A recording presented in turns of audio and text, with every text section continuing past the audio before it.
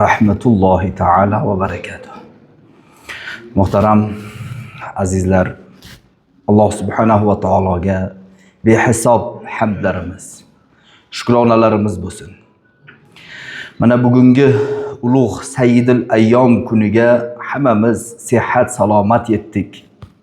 Tinchlik xotirjamlikda yetdik.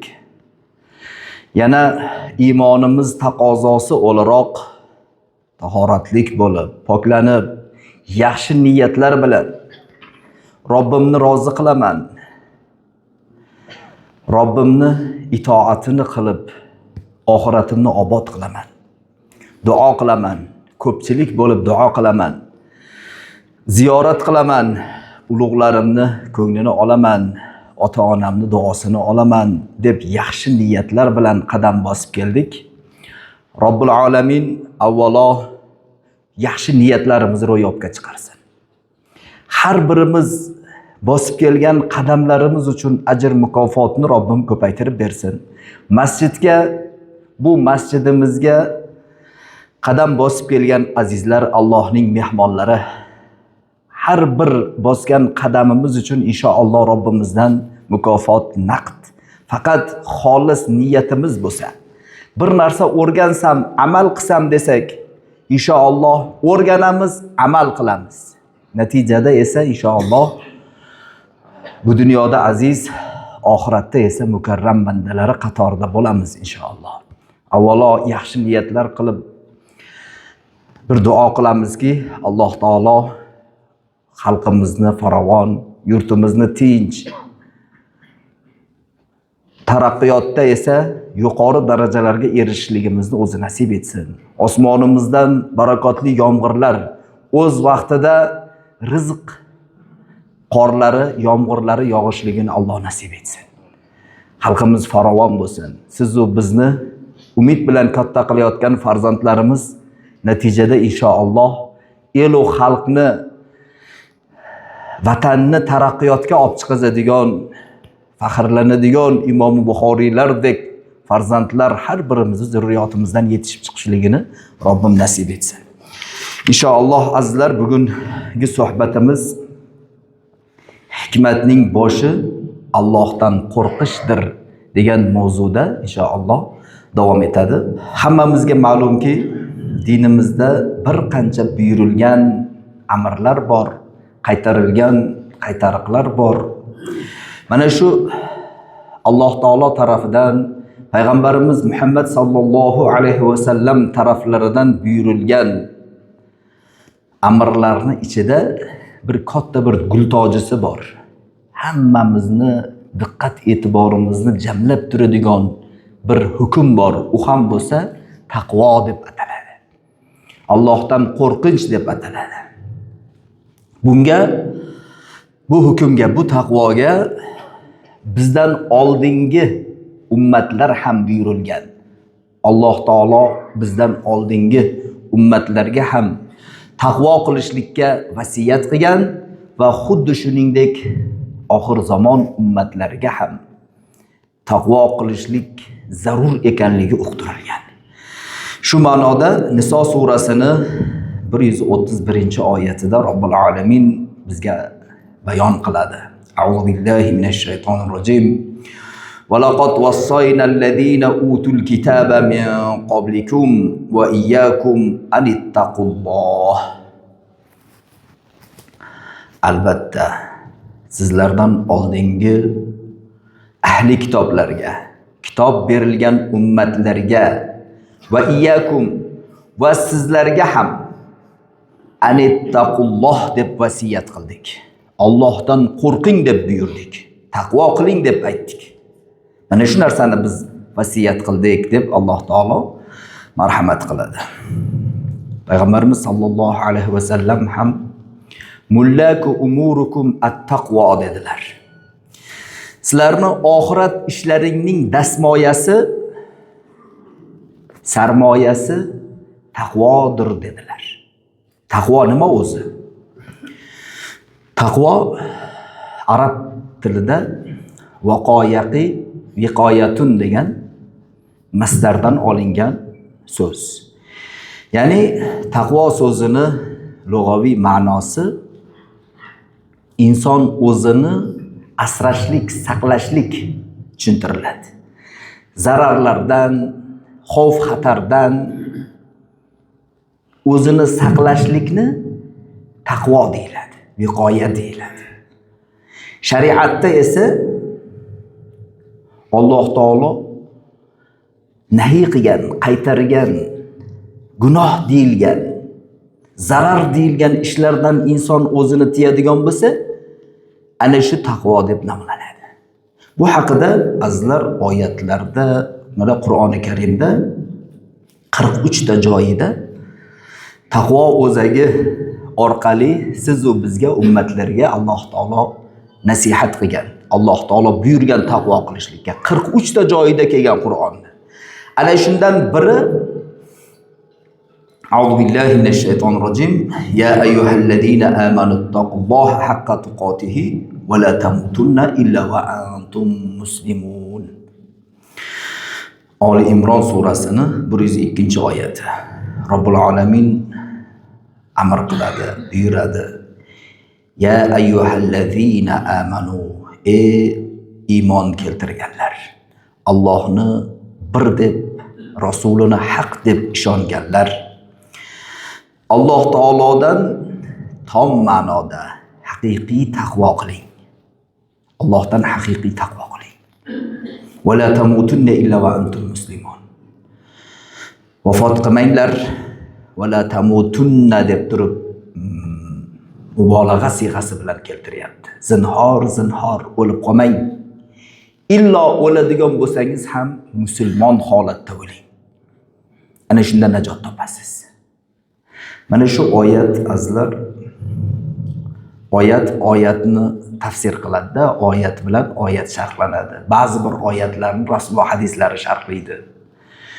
Xuddi shunga o'xshab bu yerda ham ey iymon keltirgan zotlar, Allohdan haqiqiy taqvo qiling.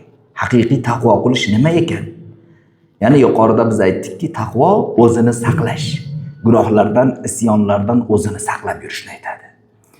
Haqiqiy tom ma'noda o'zingizni saqlang degani, hech qachon birov bor bo'lsin, yo'q bo'lsin, o'zingiz yurtingizda bo'ling, boshqa yurtda bo'ling, qayerda bo'lsangiz ham o'zingizni zararlardan, gunohlardan, isyonlardan saqlab yuring deb buyuryapti. Va la tamutunna illa va antum muslimun. Mabodo qaysi bir qadamda sizga vafot yetib qoladigan bo'lsa, gunoh ustida ketib qolmang deyapti-da Alloh taolo. Bir shoir aytadi-da, halokat chohidir har bir qadamda. Halokat chohidir har bir qadamda. Har bir qadam agar beparvo bosilsa, halokat bor. Haqiqatan azizlar, o'zi bizni yurishimiz taqvoga asoslangan. Mana ko'chaga beparvo qadam tashab chiqib ketsangiz nima bo'ladi? Hech joyda qutulmaysiz-da, beparvo qadam tashab metroga kirsangiz ham, yo baland etajli uydami, yo hatto mana shu yerdan chiqib ketayotganingizda ham beparvo qadam tashasangiz, taqvosiz qadam tashasangiz, har bir qadamingizda halokat bor-da. Lekin Alloh taolo insonni umrini o'lchab bergan. Lekin achinarlisi, qachon vafot etishligimizni hech birimiz bilmaymiz. Shuning uchun Alloh taolo aytadiki, sen mabodo gunoh ustida ketib qolmagin, taqvoda ketgin, o'zingni isyonu gunohu Alloh qaytargan, payg'ambari qaytargan narsalardan qaytgan holatingda vafot etganda, mabodo gunoh ustida, isyon ustida vafot qilib qolma, u abadiy hayotingda abadiy azobni yelkalab ketmagin. Shuning uchun aytdi Alloh taolo, va la tamutunna, hech qachon bir vafotga borib qolmang, o'lib qolmang. O'lsangiz ham mana shu gunohmas savob ustida keting. ajr ustida keting, mukofot ustida keting, ibodat ustida keting deb Alloh taolo buyuryapti. Demak azizlar, haqiqiy taqvo qiling deyishlikdan maqsad Alloh va rasuliga osiylik qilmay, itoat qilish, kufr keltirmay shukr qilish, unutmay zikr qilish, so'ngra bu dunyodan Robbisiga bo'ysunuvchi, itoat etuvchi va ixlosli banda bo'lib bu dunyodan o'tishlik ko'zda tutiladi. Azizlar, mana shu taqvoda katta bir hikmatlar, taqvodor odamlarga juda ko'p mukofotlar beriladi. Bu mukofot bu dunyoda ham beriladi, oxiratda ham beriladi. Bu mazmunda Alloh taolo Qur'oni Karimda aytadiki, A'udhu billahi minash shaytonir rojim. Ya ayyuhallazina amanu in tattaqulloha yaj'al lakum furqanan wa yukaffir ankum sayyi'atikum va yaghfir lakum wallohu zul fadlil azim. Ey iymon keltirganlar, agar Allohdan taqvo qilsangiz, ya'ni Allohdan qo'rqsangiz, har bir qadamingizda Robbingiz rozi bo'ladimi, yo'qmi? Yo'q joydan o'zingizni tiyib, Alloh rozi bo'ladigan ishlarga qadam qo'yib yursangiz, yaj'al lakum furqon. Sizlarga furqonni berib qo'yadi. Furqon azizlar karomat degani, ulug'lik degani. Farosat, aql, idrok degani. Qaysi bir inson agar taqvoli bo'lsa, u o'ta farosatli, o'ta idrokli, o'ta xushyor va zehnli bo'lib qoladi. Bunga tarixda misollar bo'lgan. Mana Hazrat Umar al-Faruq deymiz, Umar al-Faruq, Faruq o'sha Furqon so'zidan olingan. Mana shu taqvoda peshqadam bo'lgan, taqvoni mustahkam tutgan zotlarning eng birinchilaridan turadigan zot Hazrat Umar. Hazrat Umar radhiyallohu ta'ala anhu bir kuni temirchilarni rastasiga, do'konlariga bordilarda, temirchilarni birin-ketin ishlayotgan ishlarini ko'rib, yaxshilariga baho berib, yomonlariga yo'l ko'rsatib kelayotdilar. Bir forslardan kelib qolgan bir temirchi bor edi. Haligi temirchini do'koniga kirgan edilar. Do'konda endi qilich, qalqon, duradgor asboblari, chiroyli xanjarlar, shunaqangi endi insonni o'sha zamondagi eng yuqori baholanadigan, insonni taajjubga soladigan go'zal shunaqa yasalgan asboblarni ko'rdilarda, bir chiroyli xanjarni qo'llariga oldilarda, haligi forsga qarab aytdilarki, men san haqingda ko'p eshitgan edim. Juda chiroyli, qo'ling gul ekanligi, temirchilikda mohir ekanligingni eshitgan edim. Haqiqatdan mohir ekansan. Ajoyib ishlaring zo'r ekan deb aytdilar. Boyagi fors odam aytdiki, Amirul Mu'minin dedi, men sizga dedi, hali shunday bir chiroyli, shunday bir ajoyib xanjar yasab beramanki, olam ahli tan beradi bunga dedi. Yaxshi dedilar. Hazrat Umar raziyallohu anhu chiqib yo'lda ketayotganda atrofdagi o'zlari bilan birga yurgan odamlarga aytdilarki, o'sha har bir do'konchini ishini, bahosini aytib kelib turib, anu fors dedilar, menga o'lim bilan tahdid qildi dedilar. Vaholanki xanjarda maqtovdi. Shunda boyagi atrofdagilar aytdilarki, to'xtang ya Amirul Mu'minin, agar sizga bu o'lim bilan tahdid qilgan bo'lsa, uni biz darrov chorasini ko'ramiz dedi. Yo, qo'yinglar. Gumon bilan haq sobit bo'lmaydi. Gumon bilan haq sobit bo'lmaydi dedilar. Tek qo'yinglar dedilar. Qarang, natijada shu fors kelib Hazrat Umar raziyallohu ta'ala anhu namoz o'qiyotgan paytlarida xanjar bilan orqalariga urib shahid qildi Hazrat Umarni. Qancha yil oldin shu gapni aytuvdi boyagi. Hazrati Umarni nega Faruq deydi? Farosat shu darajada kuchli edi. Mana u Alloh taolo yaj'allakum furqonan. Sizlarga kim taqvo qiladigan bo'lsa, furqonni berib qo'yadi. Yaxshi yomonni ajratuvchi farosat, ilm, taqvo natijasida sizda hosil bo'ladi, deyapti Alloh taolo. Allohning va'dasi. Bu karomat. Bu sahobiylarga berilgan edi. Endi Hazrati Umarni bunaqa ishlarini agar biz gapiraversak, qoyil qolmay ilojingiz yo'q. Nega? Mana bu Allohning va'dasini haqligi. Siz bilan mandachi biz nega befarosatmiz? Nimaga birimiz ikki bo'lmaydi? Nimaga boshimiz egik har kimni oldida? Chunki bizda bitta asos o'sha taqvo yo'qolib qoldi. Na halol haromni, na birovni haqini, na qo'ni qo'shnilik, na ahli ayolimizni haqini mukammal ajrata olmaymiz. Bizni aybimiz bu, taqvodan yiroqligimiz bu. Alloh taolo Qur'oni Karim davom etadiki, A'udhu billahi minash shaytonir rojim va yukaffiru ankum sayyi'atikum. Va sizlarni taqvolaringiz natijasida gunohlaringizni mag'firat qilib yuboradi. Bilib bilmasdan qilingan, endi bandamiz, insonmiz, xato kamchilikka yo'l qo'yamiz. Alloh taolo taqvoni tutadigan bo'lsak, bizni gunohlarimizni kechirib yuboradi. Va yaghfir lakum va mag'firat qiladi. Mag'firat degani katta-katta ayblarni yashirib, o'chirib yuboradi. Haligi udalit deymiz-ku. Ana shunaqa qilib bilib bilmasdan qilgan narsalarimizni bir taqvoni ham darajalari borda, masalan, bir katta bir arzimas bir ayibni deb ko'z yumadigan bo'lsak, bir arzimas ayibga. Deylik, mana bir narsa tijoratchisiz, bir narsa sotyapsiz.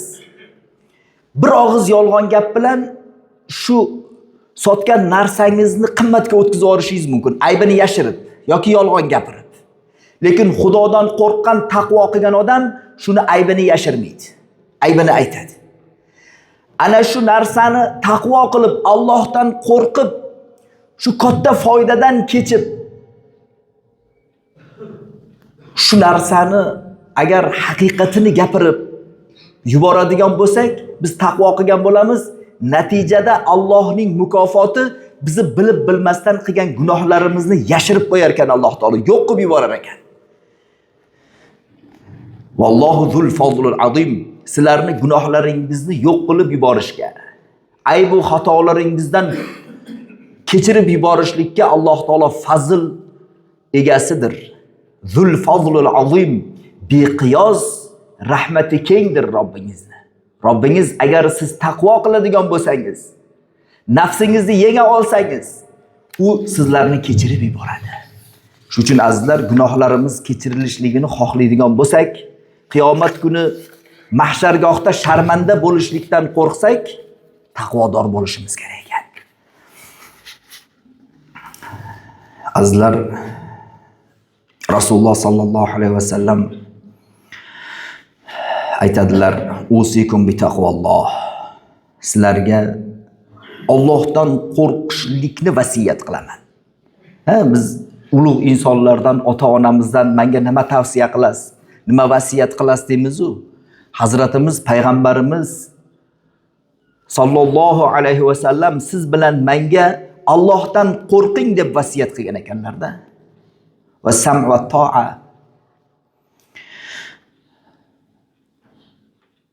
Va in ta'ammara alaykum abdun. Allohdan qo'rqishligingizni bitta belgisi shuki, siz o'zingizning rahbaringiz xoh u abdun qul bo'lsa ham, past tabaqaga munosib bir inson sizga rahbarlik qilsa ham, ana shu rahbaringizning so'zini eshiting, sam'an va to'atan, eshitganingizga itoat qiling. Mana shuni sizlarga vasiyat qilaman. Mana shu sizning rahbariyatingizga itoat qilishligingiz ham Allohdan taqvo qilishligingizni bir ko'rinishidir dedilar Rasululloh sallallohu alayhi vasallam. Fa innahu man ya'ishu minkum fasayara ixtilafan kasiron dedilar Rasululloh sollallohu alayhi vasallam. Chunki tezda, yaqinda sizlarning ichlaringda mo'min musulmonlarning ichida juda ham ixtilof ko'payib ketadi. Mazhablar ko'payib ketadi. Aqidalar ko'payib ketadi. Aqida parastlar ko'payib ketadi. Aqida parastlarning birinchi sizlarga otadigan toshi rahbariyatingizga qarshi chiqishlikka buyuradi. Natijada nima bo'ladi? Bosh-boshoqlik bo'lgandan keyin agar masjidda, shu oddiy bir misolda, masjidda emas mayli, oilani olaylik. Oilangizda agar ixtilof bo'lsa, bu oila hech qachon bir joyda tura olmaydi. Yashash mumkin 1 oy, 2 oy, 1 yil. Ajrashib ketadi. U oila yo'q bo'lib ketadi o'z-o'zidan. Vatan dushmonlari, xalq dushmonlari, sizni oilangizni dushmonining birinchi qiladigan sizga zarbasi sizni chaqiradida xotiningizni yomonlaydi yo farzandingizni yomonlaydi. Siz g'azab bilan kelib turib xotiningizni masalan basharasiga bir tushirasiz, o'sha kuni to shu zarbaning ta'siri yo'qolguncha oilangizda halovat yo'qoladi. Vatanda ham xuddi shunday azizlar. Iskandar Makedonskiy degan bir odam bo'lgan. Hammamiz yaxshi bilamiz, tarixda o'qiganmiz. Iskandar Makedonskiy bir kuni bir urushdan qaytsa, endi uni anaqasi bilasizlar, tarixda juda ko'p joylarni bosib olgan. O'zining xonaqosiga, o'sha o'ziga anaqasiga kelsa, saroyiga kelsa, bir anonimli xat tashab ketiladi. Xatni ichida yozilgan bo'ladiki, seni har kuni ertalab mehmon qiladigan falonchi tabibing zaharlik sut olib kelib beradi. Bu sutni ichsang shu zahoti o'lasan degan xat bo'ladi. Haqiqatdan uni eng ishongan bittagina odami bo'ladi. Uning do'sti, ustozi, maslahatgo'yi, eng ishongan odami bunga faqat ovqat olib keladi. Undan boshqa odamlarning olib kelgan ovqatini Makedonskiy yemaydi. Erta tong xuddi shu xatda yozilgani kabi bir kosada sut olib kiradi. Makedonskiy shunday holatda haligi sutni oxirigacha ichib yoradi. O'ylanmay, anaqa qilmasdan ichib yoradi. Ichib yuboradida ozginadan keyin boyagi xatni boyagi do'stiga beradi. Do'sti bundoq o'qib ko'radida ranglari oqarib, qaltirab ketadi, aytadiki, "Nega sutni ichdingiz?" deydi. Sizga ogohlantirilgan ekan-ku. Desa aytadiki, "Men dushmonni qo'lida emas, do'stimning qo'lida o'la qolay dedim. Meni yurishim dushmonning ichida qon kechib yuribman. O'shalarni emas, agar o'ldirsa do'stim o'ldirsin dedim" deydi. Shunda aytadiki, do'sti, "Birodar, og'ayni" deydi. "Endi seni tanazzulingga o'zingni ichingdan chiqqan, seni yaqinlaringning ichida senga dushmon paydo bo'ldi.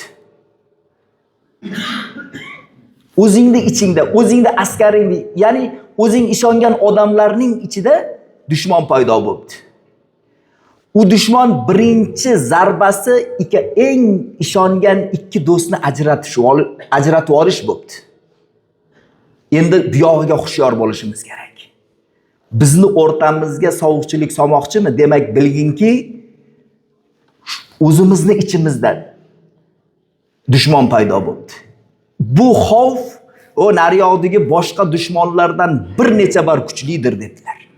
Xuddi shunga o'xshab azizlar, qissadan hissa shuki, vatanni ichidan, vatanni o'zi tarbiya qilgan bolasi vatanga qarshi qilich ko'tarsa, vatanga qarshi bu prezident falondaqa, bu rahbar bundaqa, undaqa deb turib ichida, vatanni ichida fitna qo'zg'aydigan bo'lsa, bu eng xavfli holat. Alloh asrasin. Siz bilan meni farzandimdan ana shunaqangi vatanga o'zini undirib, o'stirib, o'qitib, himoya qilib turgan rahbariyatiga, davlatiga xiyonat qiladigan xoinlar chiqishligidan Alloh asrasin. Al-hazar, Alloh panoh bersin. Bu azizlar taqvoni sindiradigan, insonni ikki dunyo xorlikka olib keladigan eng katta xatar mana shunda. Shuning uchun azizlar har xil tashqaridan kelayotgan internetlar orqali har xil joydan kelayotgan anonimli xatlarga agar biz ishonib davlatimizga, rahbariyatimizga, vatanimizga qarshi qadam qo'yadigan bo'lsak, bilingki, ana shu eng manfur ishga siz bosh bo'lib qolyapsiz. Eng manfur ishga siz harakat qilyapsiz. Mana shu taqvoni barbod qilib qo'yapsiz. Alloh ana shunday bo'lishlikdan asrasin. Azizlar, taqvo ko'rinishi har bir jihatda ko'rinadi. Demak, birinchi vatanni himoyasini buzishlikda ko'rinsa, eng birinchi taqvodan yiroqlashishlik, ikkinchi oilani hozirgina aytganimiz kabi oilamizni barbod berishlikka ham ehtiyot bo'lishimiz kerak. Mana shu oilamizni saqlab qolishlikka harakat qilsangiz, oilangizdagi ba'zi bir og'irliklarni, har xil sizni oilangizga keladigan zarbaga bardosh bersangiz, bu ham bir taqvoni belgisi bo'ladi. Azizlar, mana Payg'ambarimiz sollallohu alayhi vasallam marhamat qiladilar. Imom Buxoriy rahmatullohi alayh rivoyat qiladi bitta hadis sharifda. Zayd ibn Xoris degan bir zot bo'lganlar payg'ambarimizga ayollaridan shikoyat qilib kelgan. Ya Rasululloh, ayolim falonday, endi oilada bo'ladigan har xil muammolar o'sha paytda ham bo'lgan. Shunda ayolini yomonlab kelganda payg'ambarimiz sollallohu alayhi vasallam aytganlarki, ittaqillaha va amsik alayka zawjak. Hazratimiz aytdilar, Allohdan taqvo qil. Ya'ni seni ustingdan, o'sha ayolingni ustidan har xil shikoyatni har kimga qilishlikdan Allohdan qo'rq dedilar. Oilandagi bo'layotgan ba'zi bir janjal, yetishmovchilik, ba'zi bir kelishmovchiliklarni ichingga yut. Ana shu ichingga yutishliging, odamlarga oshkor qilmasliging ham taqvoling dedilar. Ayolingni o'zingda mustahkam tut, ayolingni qo'yib yuborma dedilar. Qarang, ayolni qo'yib yubormasdan oilaviy ba'zi bir muammolarga bardosh bilan chiroyli muomalada bo'lishligimiz ham taqvoni belgisi ekan. Yana Rasululloh sollallohu alayhi vasallam marhamat qildilar. Ittaqulloha fin nisa fa innakum akhaztumuhunna bi amanillah. Qarang, Rasululloh sollallohu alayhi vasallam bu hadis sharifni juda ko'pchilik mo'min musulmonlar huzurida vasiyat tarzida aytdilar. Ayollaringiz haqida biron bir ish qilishlikdan Allohdan taqvo qiling. Chunki siz ayolingizni Allohga va'da berib omonat qilib oldingiz. Ayolingizni olayotganingizda Allohga va'da bergansizda, mana shu nikohlanish, guvohlar huzurida nimaga nikohlanadi? Bu bir Allohning omonatini qabul qilib olish bo'ladi. Allohning omonatini Alloh taolo ayollarni, qizlarni ota-onasiga omonat qilib bergan. Qizlar to boshqa bir jufti halolini, yaxshi bir insonni, mard, jasur, bir vafolik, Xudodan qo'rqadigan bir yigitni topib berish ota-onaning vazifasi bo'ladi. Ana shunday bir yigit borib bir qizni olayotgan paytida endi Allohga va'da berib oladi. Men endi ota-onangni zimmasidan endi meni zimmamga o'tding, men Allohning guvohligida, mana shu mo'min musulmonlar guvohligida men buni himoyamga olaman deb va'da berib olganmiz. Shuning uchun siz Allohdan qo'rqing dedilar. Yana azizlar, farzandlar o'rtasida ham adolatni saqlashligimiz kerak. Bu ham bir taqvoni belgisi. Ittaqulloha va'dilu bayna avladikum dedilar payg'ambarimiz sollallohu alayhi vasallam. Farzandlaringiz o'rtasida ham adolat saqlashlikda Allohdan qo'rqing, taqvo qiling dedilar. Mana shu har bir farzandlar Alloh taolo Qur'oni Karimda qizlarga yarim hissa, o'g'il bolalarga bir hissa qilib ulush ajratib qo'ygan. Mana shu ulushlarni boshqacha qilib o'zingiz tasarruf qilib olmang. Ayniqsa hozirgi kunda bu narsa juda ayanchli ahvolda ko'rinib qolyapti. Bir ayolga uylanadi-da, uylangandan keyin 2-3 farzandi bilan uni haydab yuboradi-da, ikkinchi ayolni olib, ikkinchi ayol bilan yashab, birinchi ayolni farzandlarini butunlay merosdan mahrum qilib qo'yadi. Azizlar, mayli bu insonda bo'ladigan holat, bunaqa bo'lishi mumkin. Lekin shu birinchi ayolingizdagi farzandingiz ham ikkinchi ayolingizdagi farzand bilan teng huquqli, merosga teng haqli bo'ladi. Mana shu narsalarni, shu adolatni ham unutish kerak emas. Azizlar, taqvodorlarga Alloh taolo juda ko'p va'dalar bergan. Shulardan mana a'udhu billahi minash shaytonir rojim. Ala inna awliya Allohi la xawfun alayhim va lahum yahzanun alladina amanu va kanu yattaqun. Ogoh bo'linglar. Hammangiz xabardor bo'linglar, bilib qo'yinglar deyapti Alloh taolo. Albatta Allohning do'stlari la xawfun alayhim. Ularga xavf xatar yo'q. Allohning do'sti bo'lsangiz, Allohning avliyosi bo'lsangiz, bu dunyodagi xavf xatardan ham g'am chekmaysiz. Valahum yahzanun, mahzun ham bo'lmaysiz. Qabrda ham, hayotlikda ham, oxiratda ham.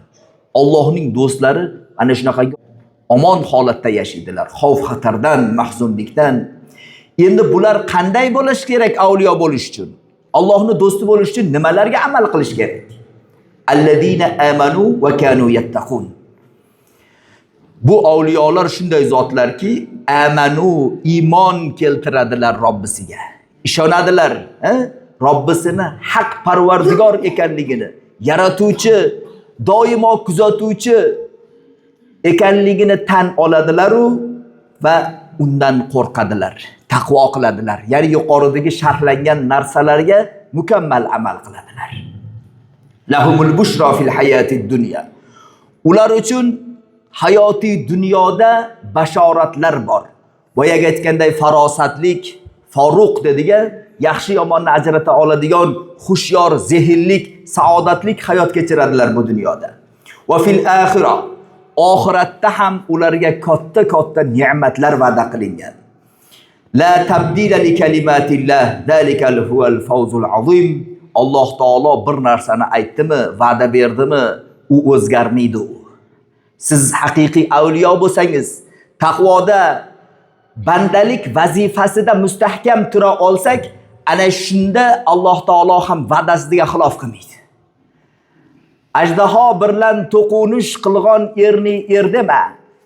O'shal erki tursa bandalik tamg'o biladi dedilar. Ajdarho bilan yoki bir katta bir kuchli bir bahaybatni urib yer tishlatganda u haqiqiy erdema. Kim? Haqiqiy yigit, haqiqiy mard kim? Haqiqiy mard bandalik tamg'osini, bandalikni Alloh taologa bergan va'dasidan xilof qilmaydigan bo'lsa, Alloh qaytargan narsalardan qaytib buyurgan hukmlarini bajara oladigan bo'lsa, ana shu haqiqiy mard bo'ladi. Ana shu fawzul azimdir, katta yutuqdir deb Alloh taolo ogohlantiryapti. Azizlar, jannatlar mo'min musulmonlarga, mana shu taqvodorlarga va'da qilingan behisob jannat ne'matlari yu behisob ajr mukofotlar bor. Endi azizlar, taqvo har bir amalda Allohdan qo'rqish, har bir ishda Alloh taoloning hukmiga bo'yinsinish bilan baholanadi.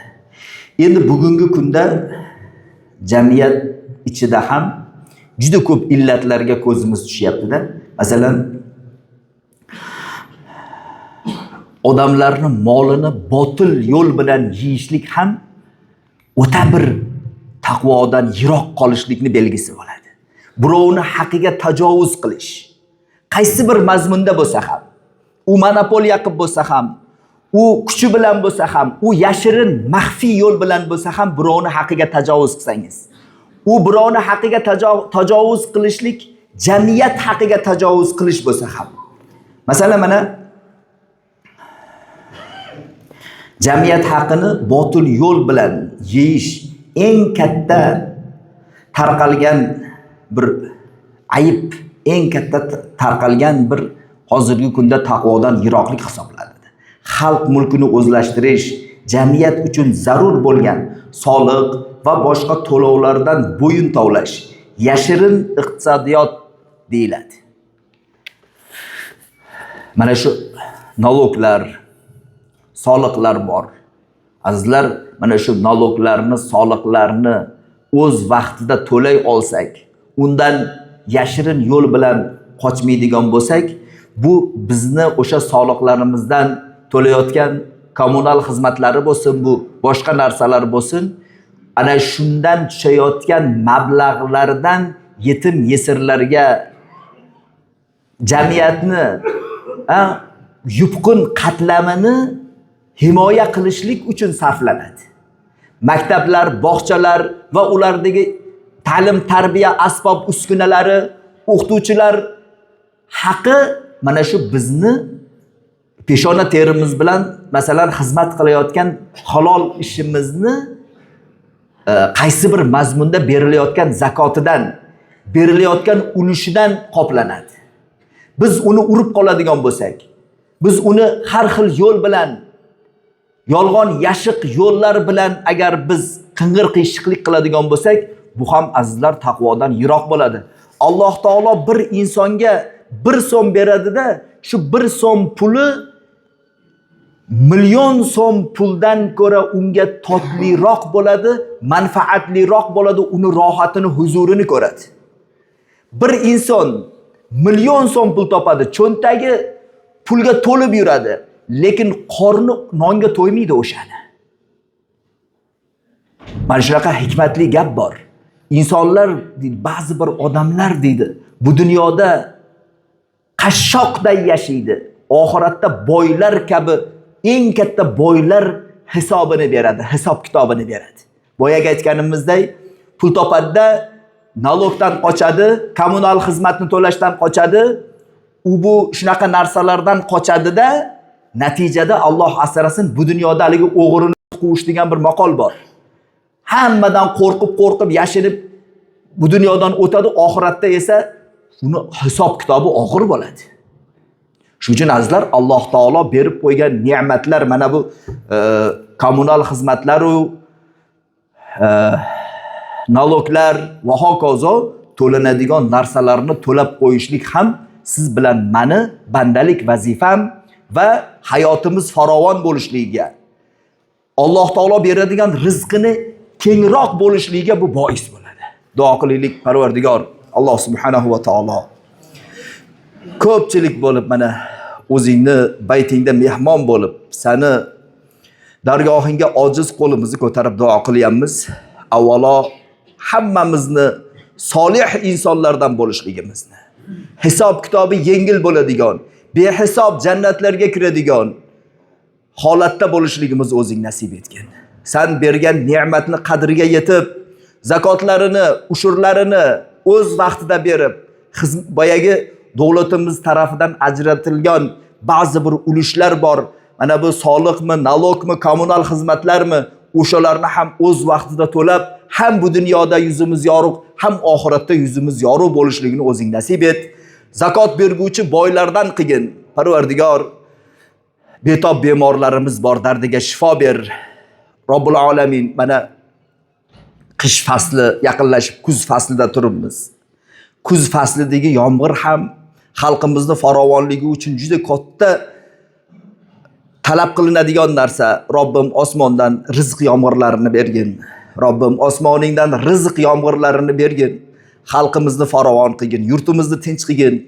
Rahbariyatimizni yanada olib borayotgan xayrli ishlariga barakotlar ato qilgin. Bir rahmatika ya rahman.